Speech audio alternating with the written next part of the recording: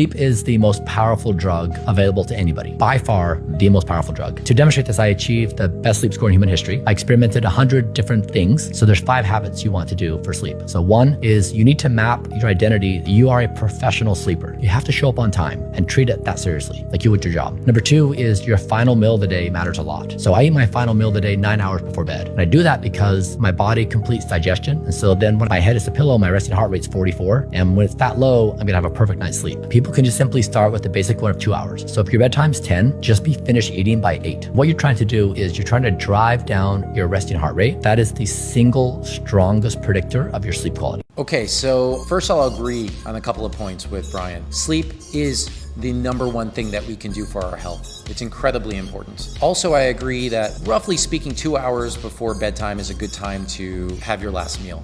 Although I think 3 hours is actually even more ideal, but you definitely don't have to go as far as he does with 8-9 hours before sleep. With all of that said, why is sleep so important for health and for longevity? Well, first, if you sleep well, it actually makes a metabolic difference. If we measure our blood glucose after a poor night of sleep versus a good night of sleep, we notice that our blood glucose is much more controlled. And after a few nights of poor sleep, our blood glucose can resemble that of a pre-diabetic or even a diabetic.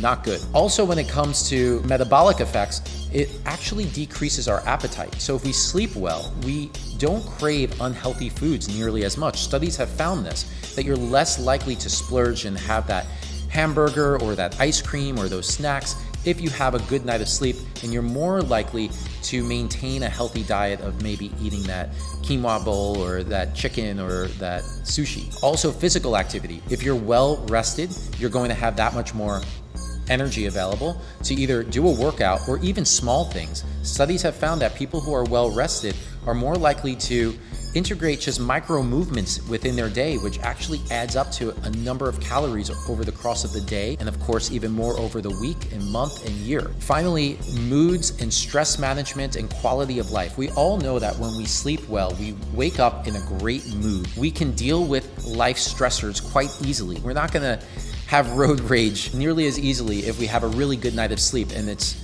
pretty quick to the trigger if you haven't slept well. And everything just feels better when we've slept well. So not only the quantity of life side of longevity, but also the quality of life side of longevity, it's critical to focus on sleep. So that's where I agree.